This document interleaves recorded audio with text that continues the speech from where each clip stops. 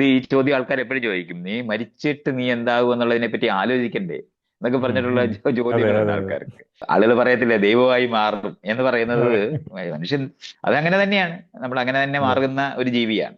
ഒരു ദൈവം ഇല്ലെങ്കിൽ മനുഷ്യന്റെ ജീവിതത്തിന്റെ ഒരു പർപ്പസ് എന്താണ്? മനുഷ്യന് പർപ്പസ് ഇല്ലാതായി പോകത്തില്ലേ എന്നൊരു ചോദ്യം വരാം. മനുഷ്യന്റെ പർപ്പസ് എന്താണ്? പ്രപഞ്ചത്തിന്റെ പരിമിതികൾ നമ്മൾ എന്നും ഭേദിച്ചുകൊണ്ടേയിരിക്കും. ഇനി നമ്മളും അതും തമ്മിൽ ഭയങ്കര അന്യമാണ്, വേറെയാണ് എന്ന് തോന്നിപ്പിക്കുന്ന ഒരു ഒരു വശം അതിനുണ്ട്. ആ സാധനമാണ് ബലപ്പെടുന്നതെങ്കിൽ നമ്മൾ പാടുപെടും. അത് മനുഷ്യന്റെ യുക്തി കൊണ്ട് ദൈവത്തെ അളക്കരുത്. മനുഷ്യനെ ഇങ്ങനെ ഫീൽ ചെയ്യുന്നെങ്കിൽ ദൈവത്തിന് എന്തായാലും. ഇന്ന് ഈ ലോകത്തിനെ പറ്റി നമുക്ക് ഇത്രയും അറിവുണ്ടായിട്ട് ഈ പഴഞ്ചൻ സാധനം പറഞ്ഞുകൊണ്ടിരിക്കുക എന്ന് പറയുന്നത് അന്യായമാണ്. ഇന്ന് അതെ, ആളുകൾ അത് ഒരു മതവിശ്വാസം പഠിപ്പിക്കുന്നവര് അന്യായം ചെയ്യുന്നുണ്ട്. ആളുകൾ വിചാരിക്കുന്നത് എല്ലാം അറിയുന്ന ദൈവം സംതൃപ്ത കഴിഞ്ഞാൽ അത്രത്തോളം യൂസ്ലെസ് ആയി പോകുന്ന ഒരാളില്ല. എന്നെ ഏറ്റവും കൂടുതൽ ദൈവവിശ്വാസത്തിൽ നിന്ന് അകറ്റിയ ഒരു ചിന്ത അതാണ്. എല്ലാം അറിയുന്ന ഒരാൾ എല്ലാ അറിവുകളും നേടിക്കഴിയുമ്പോൾ ഒരുമാതിരി ഡിപ്രസിങ് ലൈഫാന്ന് എനിക്ക് തന്നെ മനസ്സിലായി. നാളെ ഒരു പുതിയ കാര്യം, സേർട്ടൻ അല്ലാത്തൊരു കാര്യം സംഭവിക്കും എന്നുള്ളത് കൊണ്ടാണ് ജീവിക്കാൻ ഒരു രസമുള്ളതെന്ന് എൻ്റെ ഒരു തിരിച്ചറിവാണ്. അപ്പം എല്ലാം അറിഞ്ഞിരിക്കുന്ന ഒരാൾ ഈ ഒരു പോയിന്റിൽ ഇത്ര അളവിൽ കാറ്റടിക്കും എന്ന് വരെ പോലും അറിഞ്ഞിരിക്കുന്ന ഒരു വ്യക്തി എന്തോരം ഡിപ്രസിങ് ലൈഫായിരിക്കുമെന്ന് എനിക്ക് തോന്നിയിട്ടുണ്ട്. അപ്പൊ അത് അത് ദൈവത്തിനാണ് അത് ഏറ്റവും കഷ്ടമായി പോകുന്നത്. അതെ, സർവജ്ഞനായ ദൈവത്തിന്റെ അവസ്ഥ എത്ര ഭീകരമാണ്. അതെ, അത് നമ്മൾ എപ്പോഴും മനസ്സിലാക്കിയാൽ മതി. ആളുകൾ വിചാരിക്കുന്നത് എല്ലാം അറിയുന്ന ദൈവം സംതൃപ്ത കഴിഞ്ഞാൽ അത്രത്തോളം യൂസ്ലെസ് ആയി പോകുന്ന ഒരാളില്ല. ഇനിയൊന്നും അറിയാനും ഇനിയൊന്നും എക്സ്പ്ലോർ ചെയ്യാനും ഇല്ലാത്ത അവസ്ഥ എന്ന് പറയുന്നതാണ് ഏറ്റവും ലോകത്തിലെ ഏറ്റവും ഭീകരമായ അവസ്ഥ. അതെ, അപ്പം അങ്ങനത്തെ ഒരു ദൈവത്തിനെ തന്നെ കണ്ടുപിടിക്കുന്നത് തന്നെയാണ് ലോകത്തിലെ ഏറ്റവും അസംബന്ധം പിടിച്ച ഒരു സാധനം. അതുകൊണ്ട് അത് നമ്മൾ ആലോചിച്ച് വിഷമിക്കുകയേ വേണ്ട. പ്രപഞ്ചം എന്തായാലും വികസിച്ചുകൊണ്ടിരിക്കുന്നതാണ്, മാറുന്നതാണ്. അപ്പൊ അതെ, അത് സ്വാഭാവികമായിട്ടും അതിന്റെ സാധ്യതകൾ അനാവരണം ചെയ്തുകൊണ്ടിരിക്കുന്നു എന്നുള്ളത് തന്നെയാണ്. സ്വയം അതിനൊരു അതിനെ നമ്മളിങ്ങനെ ഒരു ദൈവത്തിന്റെ സങ്കല്പത്തിൽ വെക്കുകയാണെങ്കിൽ സ്വയം അറിയാൻ ശ്രമിക്കുന്ന ഒരു പ്രപഞ്ചത്തിനെ പറ്റി മാത്രമേ നമുക്ക് എപ്പോഴും കാണാൻ പറ്റുള്ളൂ. അപ്പോ അതെ. നിരന്തരമായ ക്യൂരിയോസിറ്റിയും നിരന്തരമായ അന്വേഷണവും നിരന്തരമായ കണ്ടെത്തലുമായിട്ട് രസകരമായ ഒരു ജീവിതം ഉണ്ടാകുക എന്നുള്ളത് മാത്രമേ ലൈഫിനകത്ത് എന്തെങ്കിലും മീനിങ് ഉണ്ടാകത്തുള്ളൂ. ജീവിതത്തിന് മീനിങ് ഉണ്ടാകണമെങ്കിൽ തന്നെ സംശയങ്ങൾ ഉണ്ടാകണ്ടേ. അതെ. അങ്ങനെ മനസ്സിലാക്കിയാൽ മതി, അത്രേ ഉള്ളൂ. അല്ലാതെ നമുക്ക് ഈ പറഞ്ഞ പോലെ സർവജ്ഞനും സർവ്വവ്യാപിയും സ- സർവ്വതും അറിഞ്ഞിരിക്കുന്ന ആയിരിക്കുന്ന സർവശക്തനായിരിക്കുന്ന ആളിന് യാതൊരു സാധ്യതയുമില്ല എന്നുള്ളതാണ്. അതൊരു മരിച്ച ദൈവമാണ്. അതെ. നമ്മ എല്ലാരും അന്നേരം പറയുന്നത് അത് മനുഷ്യന്റെ യുക്തി കൊണ്ട് ദൈവത്തെ അളക്കരുത്. മനുഷ്യനെ ഇങ്ങനെ ഫീൽ ചെയ്യുന്നെങ്കിൽ ദൈവത്തിന് എന്തായാലും. അതിനോട് ചേർത്ത് വെക്കാൻ പറ്റുന്ന ഒരു ചോദ്യമാണ് എല്ലാവരും ഇപ്പം ഇത്രയും പലയിടത്ത് ആൻസർ ചെയ്തിട്ടുണ്ട്, ഞാൻ കേട്ടിട്ടുണ്ട്. പക്ഷേ മേ ബി ചില കേൾക്കാത്തവർ ഇവിടെ വരുവാണെങ്കിൽ അവർക്ക് വേണ്ടിയിട്ട് ഞാൻ ചോദിക്കണം. എല്ലാവരും എപ്പോഴും എല്ലാവരെയും കുഴയ്ക്കുന്ന ഒരു കാര്യമാണ്, ഇവർ ദൈവം ഇല്ലെങ്കിൽ മനുഷ്യന്റെ ജീവിതത്തിന്റെ ഒരു പർപ്പസ് എന്താണ്? മനുഷ്യന് പർപ്പസ് ഇല്ലാതായി പോകത്തില്ലേ എന്നൊരു ചോദ്യം വരാം. മനുഷ്യന്റെ പർപ്പസ് എന്താണ്? അത് ആ ചോദ്യമാണ് ഇവർ ആദ്യമേ തന്നെ തെറ്റായി ചോദിച്ച ഒരു ചോദ്യമാണ്.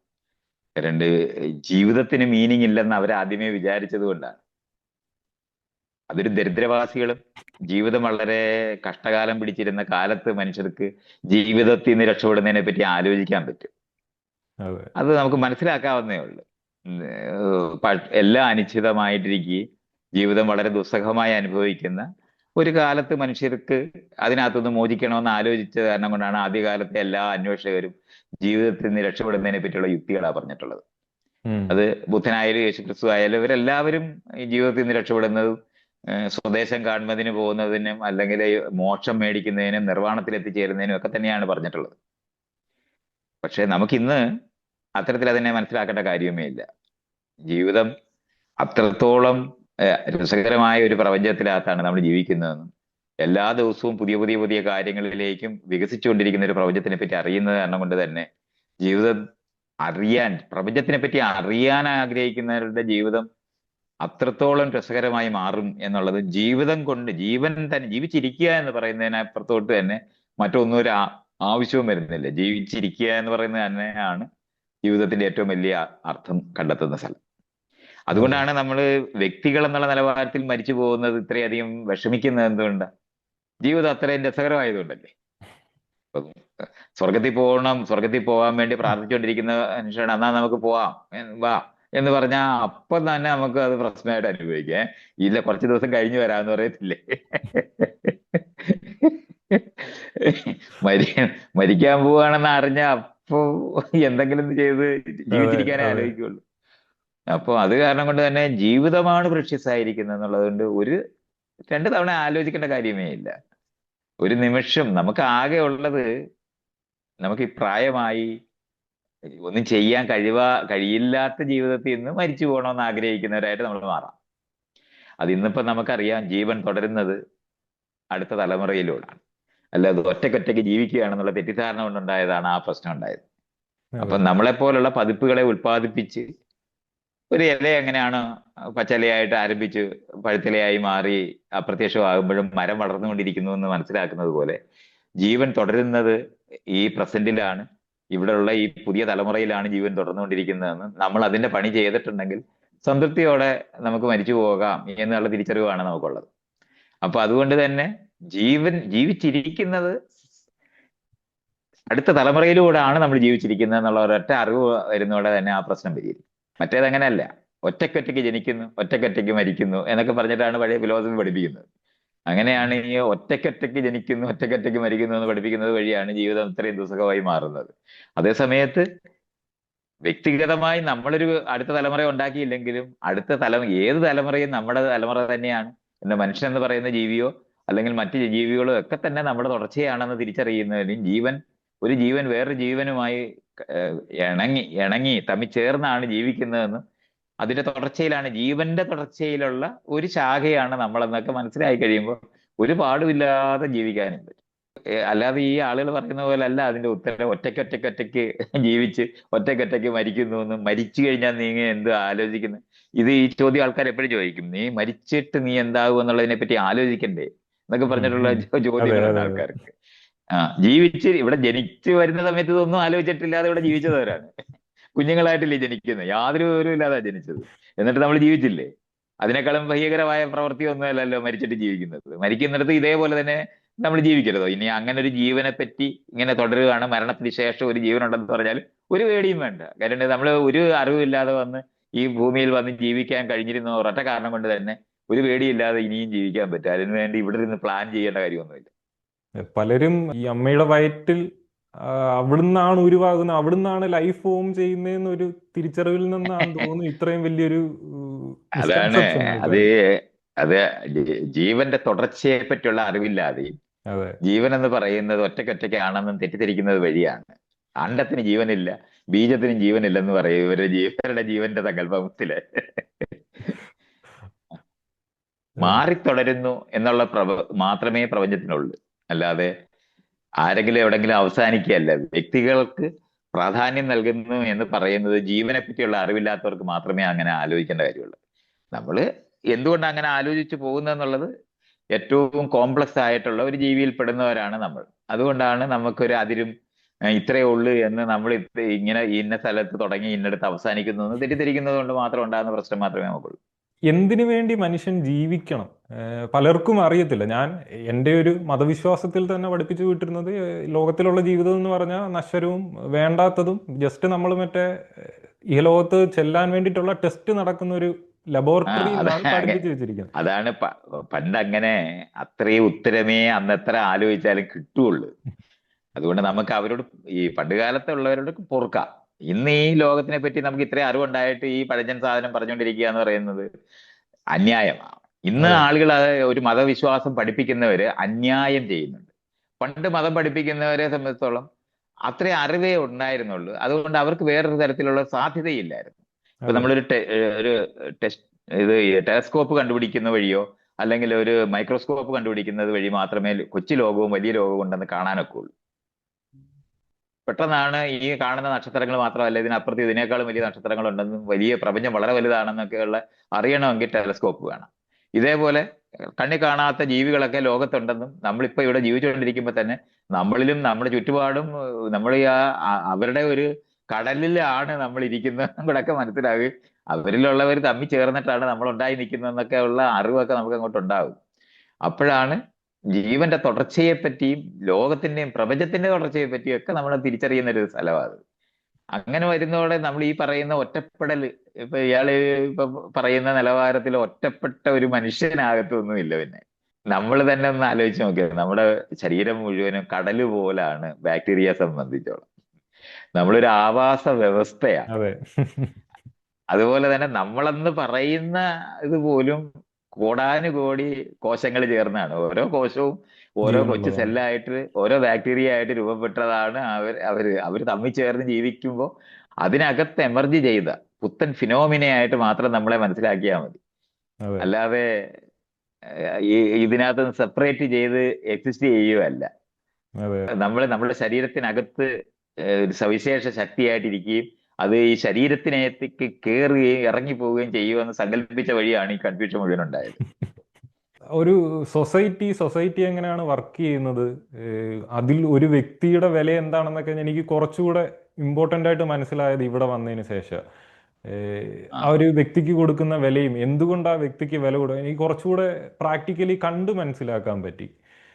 എനിക്ക് തോന്നുന്നു അതിൻ്റെ ഒരു അറിവില്ലായ്മയോടാണ് നമ്മൾ ഇന്നവരെയൊക്കെ മാറ്റി നിർത്തി ആ ഒരു പാപത്തിൽ നിന്ന് രക്ഷപ്പെട്ട് ജീവിക്കുക എന്നത് വിട്ടിട്ട് എല്ലാവരും കൂടെ ചേർന്നാലേ നമുക്ക് നല്ല രീതിയിൽ ഈ ഒരു മുന്നോട്ട് പോകാൻ പറ്റുമെന്നൊരു തിരിച്ചറിവ് വളരെ കുറവാണെന്നും എനിക്ക് പ്രത്യേകിച്ച് എൻ്റെ കൂടുതൽ എക്സ്പോഷർ ഈ ഒരു മതം ആ ഒരു ബാക്ക്ഗ്രൗണ്ടിൽ നിന്ന് വന്നുകൊണ്ട് അങ്ങനെയുള്ളവർക്ക് ഒരു ഇതുകൂടെ മനസ്സിലാക്കിയാൽ നല്ലതായിരിക്കും എന്ന് തോന്നുന്നു. നമ്മളൊരു സോഷ്യൽ ബീയിങ് ആണ്. അത് നമ്മളൊരു ഗ്രൂപ്പ് ആനിമൽ ആണെന്ന് മനസ്സിലാക്കിയാൽ തന്നെ മതി. നമ്മൾ എന്തുകൊണ്ടാണ് ഈ അപ്പുറത്തിരിക്കുന്ന ആളെ കെയർ ചെയ്യുന്നത്? അവരുടെ ചേർന്നാണ് നമ്മൾ യഥാർത്ഥത്തിലുള്ളത്. അതെ. സംഘത്തിനകത്ത് നമ്മൾ കൊച്ചുങ്ങളായിട്ടാണല്ലോ ജനിക്കുന്നത്. നിസ്സഹായമായ കുഞ്ഞായിട്ടാണ് ജനിക്കുന്നത്. ആമക്കുഞ്ഞ് ജനിക്കുന്ന പോലല്ല. അപ്പം അത് കാരണം കൊണ്ട് തന്നെ വളരെയധികം ഇൻപുട്ട് ആവശ്യമായിട്ടുള്ള ഒരു ജീവിയാണ് നമ്മൾ കോംപ്ലക്സ് ആയ ജീവിയാണ്.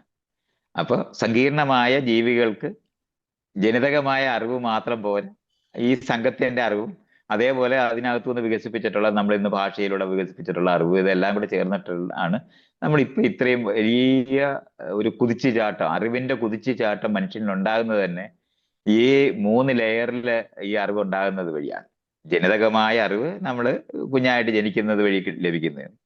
സംഘത്തിനകത്ത് ഒരു അഡൽട്ട് മാത്രം ഉൽപ്പാദിപ്പിക്കുന്ന അറിവോ അവരുടെ അനുഭവ പരിചയത്തിനകത്തൂടെ മാത്രമല്ല നമുക്ക് പകർന്നു തരുന്നത്.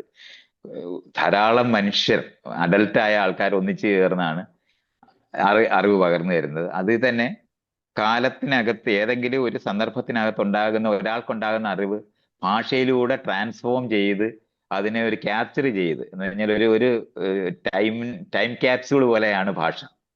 ഒരു അനുഭവത്തിനെ അങ്ങനെ തന്നെ കൊണ്ടുവന്ന് വേറൊരു കാലത്തിലും ദേശത്തിലും കൊണ്ടുവന്ന് പ്രത്യക്ഷപ്പെടുത്താൻ പറ്റുന്ന കഴിവുള്ളതാണ് ഭാഷ. ആ തരത്തിലുള്ള അറിവും കൂടെ ചേർന്ന് ഇത്രയധികം 3 ലെയറിൽ ഈ അറിവുകൾ ഒന്നിച്ചു വരുന്നത് കൊണ്ടാണ് നമ്മൾ ഇന്ന് കാണുന്ന. അത് കഴിഞ്ഞിട്ട് ഈ ഭാഷ എന്ന് പറയുന്നത് സംസാര ഭാഷയിൽ കഴിഞ്ഞതാണ് എഴുത്ത് ഭാഷ.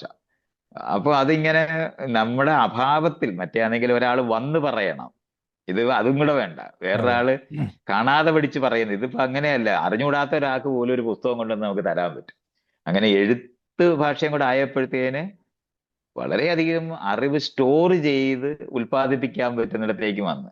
ഇന്നാണെങ്കിൽ നമുക്ക് ഇന്റർനെറ്റ് ഉണ്ടാകുന്ന കാരണം കൊണ്ട് കോടിക്കണക്കിന് ലൈബ്രറികൾ ഒന്നിച്ചു ചേർത്ത പോലാണ് ഇന്റർനെറ്റ് നിൽക്കുന്നത്. അത് കാരണം കൊണ്ട് എക്സ്പ്ലോഷൻ ഓഫ് നോളജിന്റെ കാലത്താണ് നമ്മളിപ്പോൾ ഉള്ളത്. പണ്ടാണെങ്കിൽ ഒരു 1000 വർഷം കൊണ്ടുണ്ടാകുന്ന മാറ്റം ഇന്ന് ഒരു 5 വർഷം കൊണ്ട് വരും. ഇനിയുള്ള വരുന്ന 5 വർഷം എന്ന് പറയുന്നത് ഒരു 5000 കൊല്ലം കൊണ്ട് ഉണ്ടാകുന്ന 5 കൊല്ലം കൊണ്ടുണ്ടാവും. അത് പ്രോഗ്രസീവ് ആയിട്ടായിരിക്കും അറിവ് അങ്ങനെ വരുന്നത്. അതിനാൽ ആറ്റത്തിന്റെ ലെവലിലുള്ളതും ആറ്റത്തിന്റെ താഴെ പാർട്ടിക്കിളിന്റെ ലെവലിലുള്ള അറിവും, അത് കഴിഞ്ഞിട്ട് മോളിക്യൂളിന്റെ ലെവലിലുള്ള അറിവ്, അത് കഴിഞ്ഞിട്ട് നമുക്ക് ഈ ബയോളജിക്കലായിട്ടുള്ള ഫിസിക്കലായിട്ടുള്ള നമ്മൾ മെറ്റീരിയൽ ടച്ച് ചെയ്യാൻ പറ്റുന്ന ലെവലിലുള്ള അറിവ്, ഇതെല്ലാം, പിന്നെ സംഘത്തിന്റെ അറിവ്. ഇത് ഇങ്ങനെ നമുക്ക് ഇന്ന് അതിനുവേണ്ടി ലെയറിലുള്ള അറിവുകളാണ് ഇന്നുള്ളത്. അപ്പൊ പണ്ടാണെങ്കിൽ നമുക്ക് പലതിനും ഉത്തരവില്ലായിരുന്നു. ഇപ്പം പ്ലേഗ് വരുന്നത് ദൈവത്തിന്റെ കോപം കൊണ്ടാണെന്ന് പറയേണ്ടി വരുന്നത് എന്തുകൊണ്ടാണ്? മൈക്രോബ്സ് ഉണ്ടെന്ന് അറിഞ്ഞുകൂടാത്തോണ്ടായിരുന്നു. അപ്പൊ അതുകൊണ്ടാണ് നമുക്ക് ലോജിക്കലി തിരിച്ചറിയാൻ പറ്റത്തില്ല. ഇന്നങ്ങനല്ല, നമുക്ക് അത്ര എക്സ്പ്ലോഷൻ ആണ് നടന്നുകൊണ്ടിരിക്കുന്നത്. ഓരോ വർഷം കഴിയും തോറും പ്രപഞ്ചം തന്നെ രൂപപ്പെടുന്നതിനകത്ത് ഇടപെട്ട് നമുക്ക് അനുകൂലമായി നമ്മുടെ ചുറ്റുപാടിനെ വീണ്ടും വീണ്ടും മാറ്റി ആഴത്തിലും പരപ്പിലും അറിവുണ്ടാക്കിക്കൊണ്ടിരിക്കുന്ന കാലത്താണ് നമ്മളിപ്പോ ജീവിക്കുന്നത്. അതുകൊണ്ട് എന്നാൽ എങ്ങനെയാണോ സ്വാഭാവികം എന്ന് നമ്മൾ പറഞ്ഞിരുന്ന മാറ്റത്തിന് ആക്കം വരുത്തി അതിന്റെ പല ലെയറിലുള്ള അറിവ് ഒന്നിച്ച് കൊണ്ടുവരാനും പല ലെവലിലേക്ക് കൊണ്ടുവരാനും അതിനെ തമ്മിൽ കൂട്ടിയിണക്കാനും പുതിയ രീതിയിൽ കൂട്ടിയിണക്കാനും കൂടെയുള്ള അറിവും കൂടെ ഇന്ന് മനുഷ്യൻ ആർജിക്കുന്നുണ്ട്. അപ്പൊ അത് കാരണം കൊണ്ട് തന്നെ അറിവിന്റെ എക്സ്പ്ലോഷനാണ് ഇനി അങ്ങോട്ടുള്ള കാലം എന്ന് പറയുന്നത്. നമ്മൾ ഈ പ്രപഞ്ചം തന്നെ പ്രപഞ്ചത്തിന് അത് ഭീതിതമായിരിക്കുന്ന ഒരു ജീവി അല്ലാതായി മാറിപ്പോ ചുറ്റുപാടിനെ പറ്റി പേടിച്ചിരിക്കേണ്ടി വരുന്ന ഒരു ജീവനായിരിക്കത്തില്ല ഓരോ വർഷം കഴിയും തോറും ഉണ്ടാകാൻ പോകുന്നത്. വലിയ ലെയറിലുള്ള അറിവുണ്ടാകുന്നത് വഴി ഈ സ്വാഭാവികമായ ട്രാൻസ്ഫർമേഷനെ ത്വരിതപ്പെടുത്താൻ ആക്സിലറേറ്റ് ചെയ്യാനും അതേപോലെ തന്നെ വിപുലപ്പെടുത്താനും കഴിയുന്ന തരത്തിലേക്ക് മനുഷ്യർ മാറും.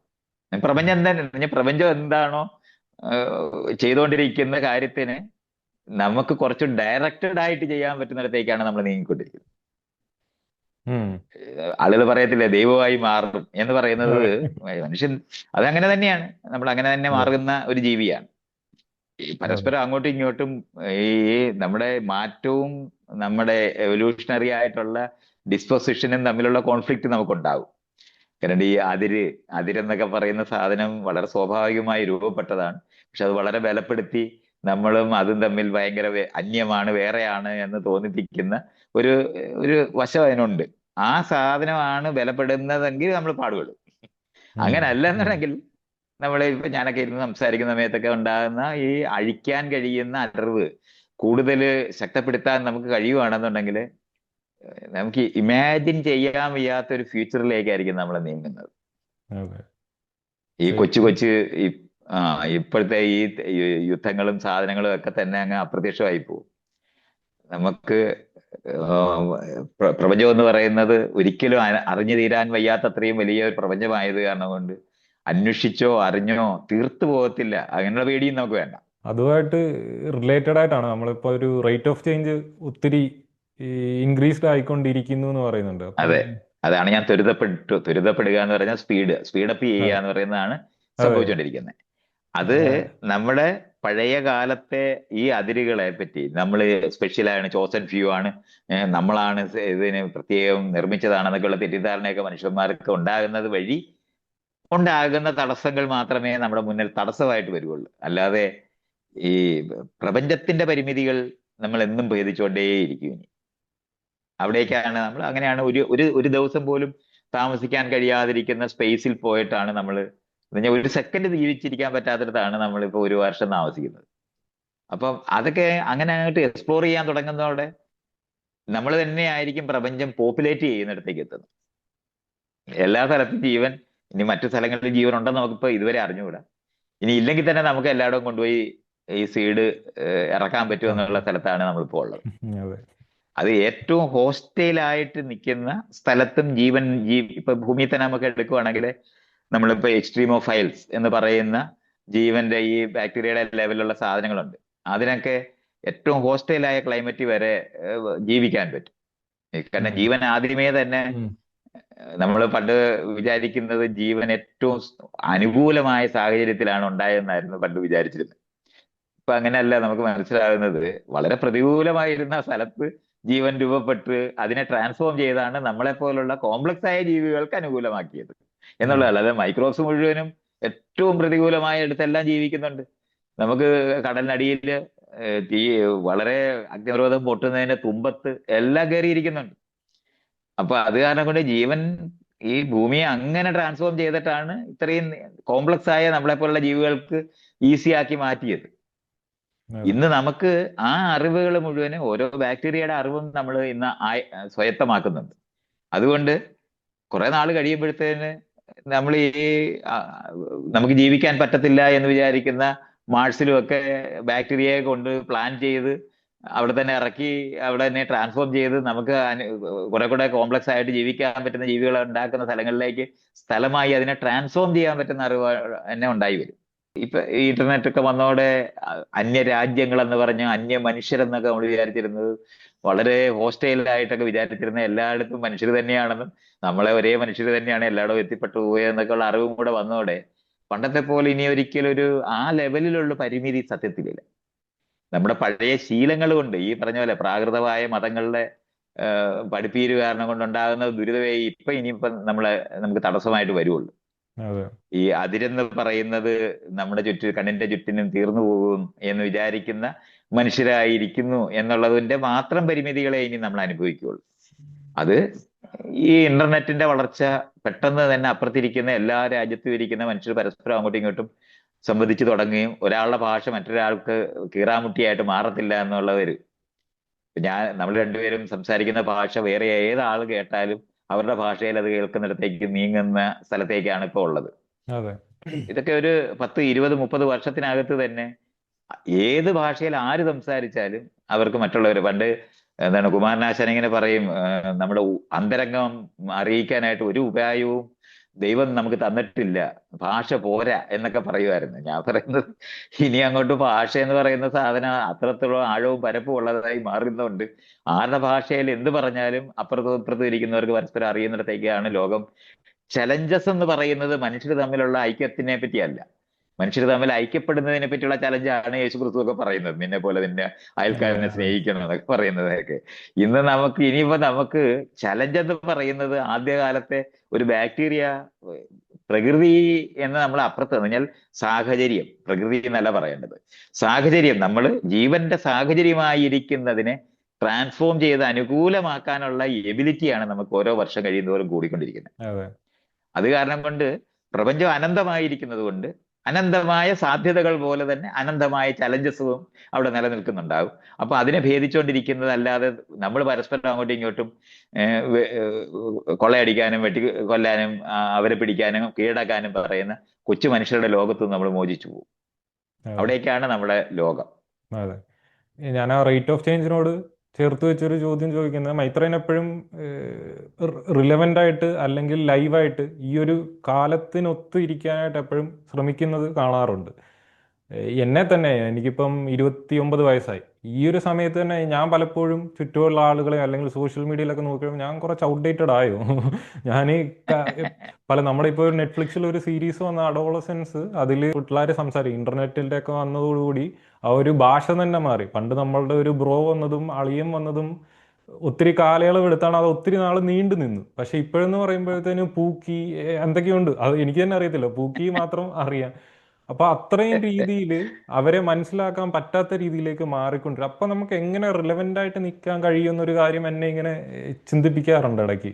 നമ്മളെങ്ങനെ അത് ഈ ലോകത്തിനെ പരിണാമപരമായി മനസ്സിലാക്കുകയാണെങ്കിൽ നമുക്ക് ഇങ്ങനത്തെ ഒരു പ്രശ്നമേ വരുന്നില്ല. കാരണം അത്ര അനന്തമായ പ്രപഞ്ചമല്ലേ, അതിനകത്ത് ഏത് സ്ഥലവും പോയി നമ്മൾ പെട്ടി തുറന്നു നോക്കിയ പുതിയ കാര്യം നമുക്ക് പറയാനും മറ്റുള്ളവരോട് കമ്മ്യൂണിക്കേറ്റ് ചെയ്യാനും എപ്പോഴും ഉണ്ട്.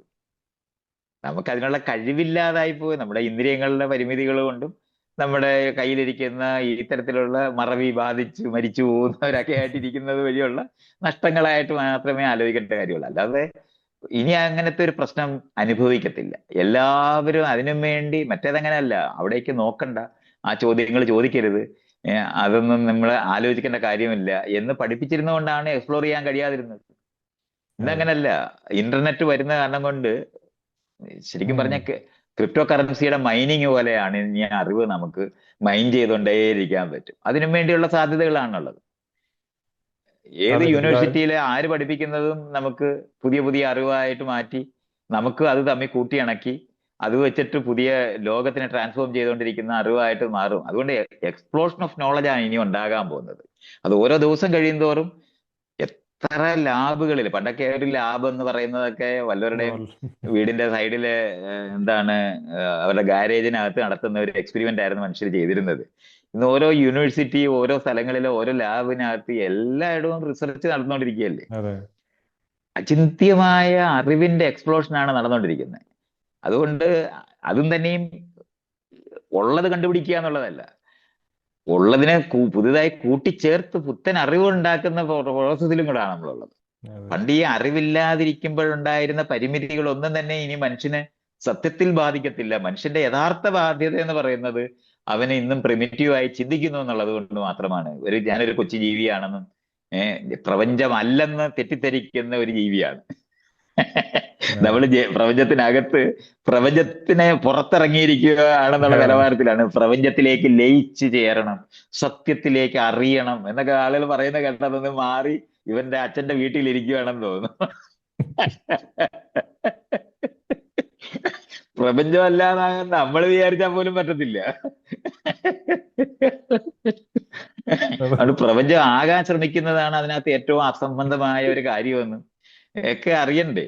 അപ്പോഴ് അത്തരത്തിലുള്ള ഇതിന്റെ എന്നാൽ സർവജ്ഞനായ ദൈവം ഇല്ലെന്നറിയുന്ന പോലെ സർവ്വം അറിയുന്ന ഒരു പ്രപഞ്ചമില്ലെന്നും അറിഞ്ഞുകൊണ്ടിരിക്കുന്ന ഒരു പ്രപഞ്ചം തന്നെയാണെന്നുള്ളതുകൊണ്ട് എല്ലാ പോസിബിലിറ്റിയും ഉള്ള ഒരു പ്രപഞ്ചമാണെന്നും ആ പ്രപഞ്ചത്തിന്റെ ഭാഗമായാണ് നമ്മളെന്ന് പറയുന്ന സാധനം നിൽക്കുന്നതെന്ന് തിരിച്ചറിഞ്ഞു കഴിഞ്ഞാൽ ആ നിമിഷം തൊട്ട് പ്രപഞ്ചമായി ഇരുന്നു കൊണ്ട് ട്രാൻസ്ഫോർമേഷന്റെ ലോകങ്ങളെ അറിയുകയും ചെയ്യുകയും ചെയ്തുകൊണ്ട് അനുകൂലമാക്കി നിലനിർത്താൻ കഴിയും എന്നുള്ളതാണ് മനസ്സിലാക്കേണ്ടത്. ജീവൻ എന്ന് പറയുന്നത് ഉണ്ടെങ്കിലേ പ്രപഞ്ചം ഉണ്ടെന്ന് തന്നെ അറിയുള്ളൂ.